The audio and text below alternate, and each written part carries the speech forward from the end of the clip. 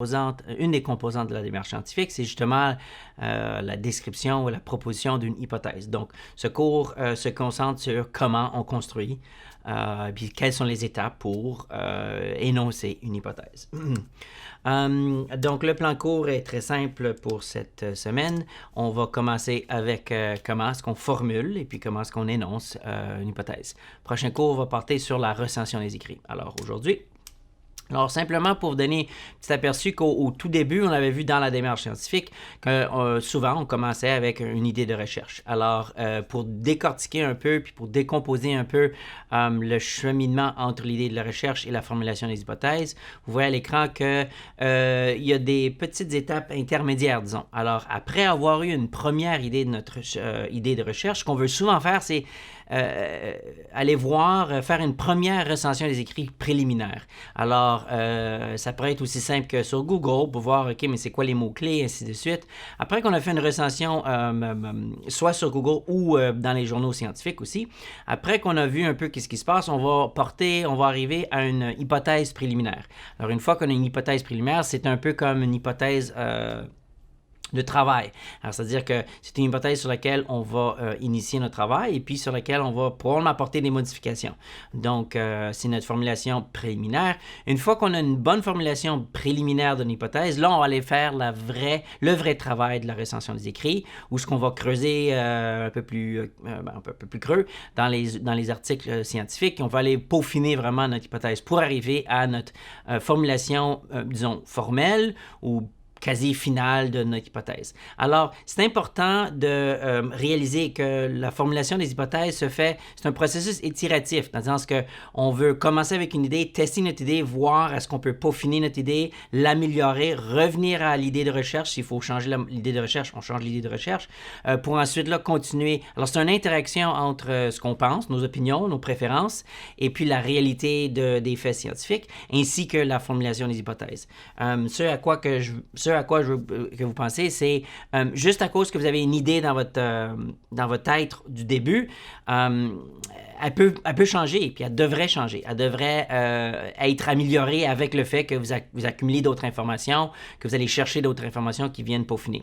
Ce à quoi aussi je veux vous faire réaliser, c'est que, rappelez-vous qu'on veut éviter le biais de confirmation. Alors, j'ai parlé dans un des premiers cours que les humains, on a ce biais de confirmation. Alors, souvent, ce qu'on va faire, c'est qu'on va arriver avec une idée de recherche, on va concevoir une hypothèse préliminaire, une idée préliminaire de ce qu'on pense prouver ou démontrer ou tester. Et puis, on va s'arrêter là.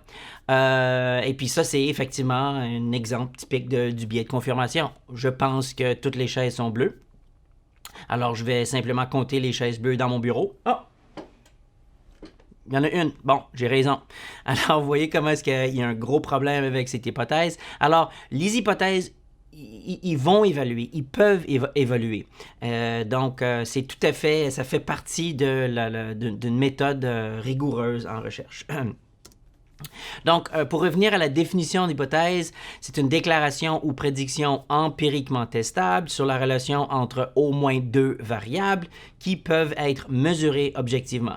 Donc, on a vu dans le dernier cours que ces deux variables, c'est la variable indépendante et la variable dépendante qui peuvent être mesurées objectivement. Alors, ce sur quoi on veut s'attarder maintenant, c'est, OK, disons que je choisis ma variable indépendante et ma variable dépendante, mes deux variables qui peuvent être empiriquement testées. Là, qu'est-ce que je fais pour les rendre, pour les amener à les mesurer objectivement?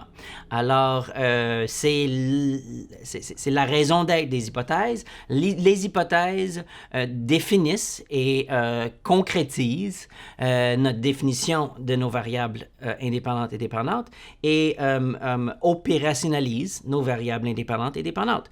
Donc, le processus, la formulation des hypothèses procède en deux étapes très importantes. Premièrement, on doit opérationnaliser nos variables. Rappelons-nous que l'opérationnalisation est essentiellement une description, puis on concrétise exactement ce qu'on veut dire par meilleur pour la santé, qu'est-ce qu'on veut dire par estime de soi, ce qu'on veut dire par dépression. Alors, on va concrétiser, on va dire, on va utiliser ce cette définition de l'estime de soi et on va l'évaluer, on va la mesurer avec cette échelle d'estime de soi, échelle à 10 énoncés de Rosenberg.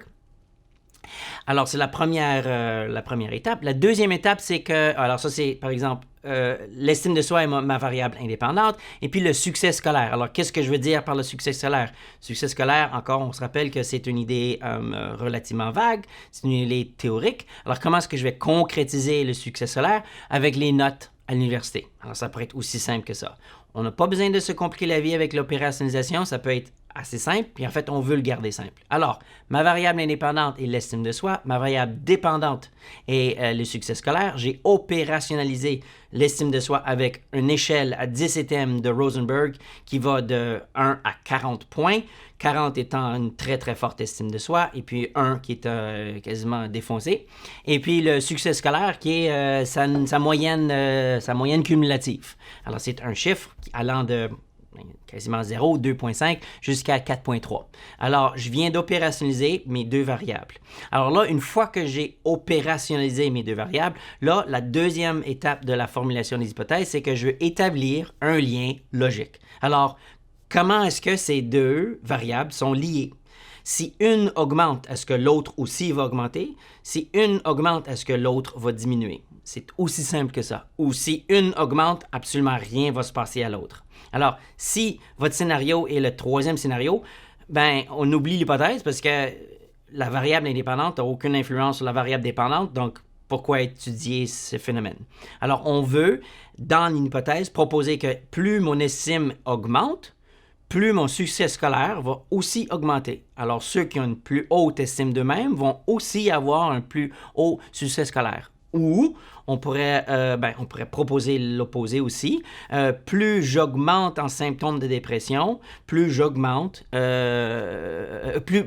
je diminue mon succès scolaire. Alors là, ça serait un exemple où plus ma variable augmente, ma variable indépendante augmente, plus ma variable dépendante va diminuer. Alors, c'est aussi simple que proposer plus VI, plus ou moins VD. Alors, rappelez-vous cette formulation de phrase, plus ma variable indépendante augmente, ou on pourrait dire aussi plus ma variable indépendante diminue, ça peut aller des deux côtés. Alors, plus elle augmente, plus elle diminue, qu'est-ce qui va arriver à ma variable dépendante? Est-ce qu'elle aussi va augmenter ou est-ce qu'elle va diminuer? Alors, c'est à travers de ce questionnement qu'on va établir le lien logique entre notre variable indépendante et notre variable dépendante qui ont été opérationnalisées.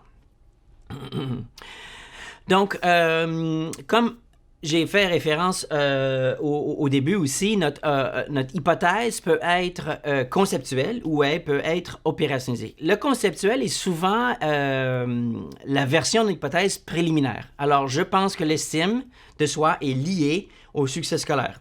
Je n'ai pas encore opérationnalisé nos variables dépendantes et indépendantes. Mais c'est une idée. Je veux explorer l'influence de l'estime de soi sur le succès scolaire. Alors, ce sont des idées générales, ce sont des concepts relativement vagues. Juste comme notre variable indépendante est vague, estime de soi, et puis notre variable dépendante est relativement générale, succès scolaire. L'hypothèse demeure générale ou conceptuelle. Les recherches ne peuvent pas exister seulement dans le concept. On doit les opérationnaliser. Alors, une fois qu'on a une idée générale, on va aller creuser dans la littérature, voir comment est-ce qu'on mesure l'estime de soi, comment est-ce que l'estime de soi peut avoir une influence sur le succès scolaire, comment est-ce qu'on mesure le succès scolaire, ainsi de suite. Une fois qu'on a fait cette recherche, là, on arrive un peu on s'approche à une hypothèse qui est opérationnalisée, où on définit notre VI, on définit notre VD, et puis on définit le lien entre nos deux variables indépendantes et dépendantes. Alors, cette semaine, on va voir une activité qui est le développement ou la formulation d'hypothèses de recherche. Pour vous donner un aperçu assez bref, disons que mon idée générale, c'est se laver les mains est associé à la maladie. Alors, disons que en fait, c'est un exemple qui existe depuis plusieurs années, mais je trouve que c'est un exemple qui est peut-être que c'est qualité ironique cette année, mais en tout cas, on peut quand même la traiter. Alors, se laver les mains est associé à la maladie. Alors, premièrement, on doit opérationnaliser maladie, qui est notre variable dépendante. On pourrait aussi très bien commencer avec laver les mains. Alors, commençons avec la variable dépendante. Comment est-ce qu'on veut opérationnaliser? Comment est-ce qu'on veut définir ce qu'on conçoit comme la variable dépendante? Là, c'est vraiment libre à vous à arriver à une définition logique et convaincante pour le lecteur ou pour la personne à qui vous allez livrer le message. Alors, par exemple, on peut mesurer la maladie par la fréquence de symptômes de rhume.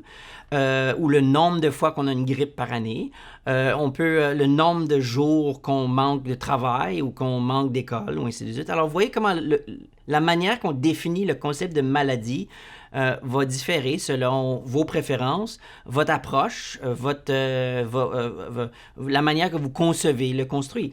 Il n'y a pas une meilleure manière de définir nos variables, c'est juste qu'il y a certaines manières qui sont plus convaincantes que d'autres.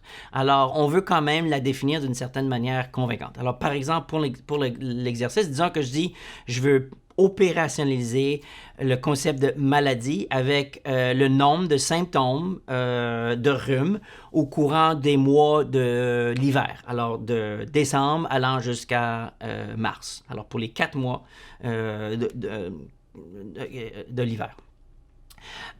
Disons que il faudrait aussi opérationnaliser se laver les mains.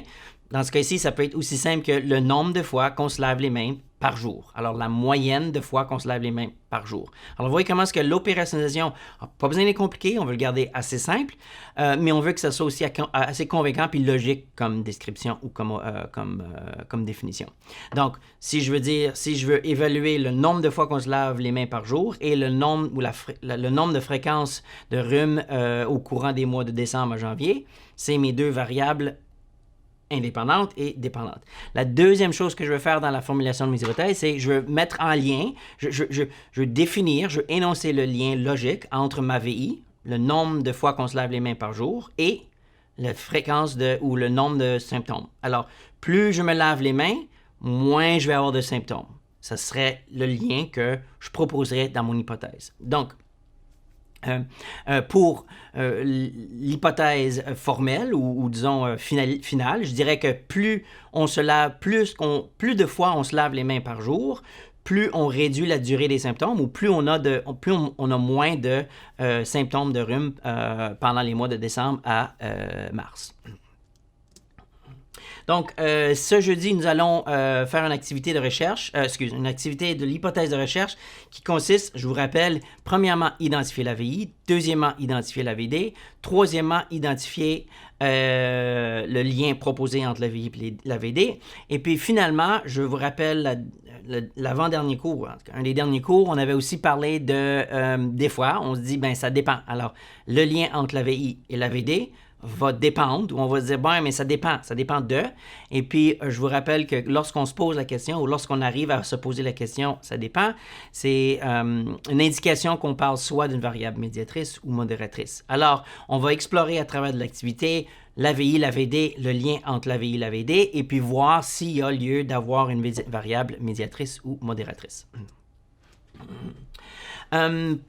On n'est pas encore rendu à le développement de vos projets de recherche, mais au fur et à mesure qu'on développe vos idées de recherche, vous allez devoir identifier vos hypothèses. Alors, la première chose, on identifie et on opérationnalise vos VI ou votre VI et votre VD. Deuxièmement, vous allez établir un énoncé ou une direction entre le lien entre la VI et la VD. C'est tout pour le concept des hypothèses. Prochaine vidéo va porter sur justement la recension des écrits.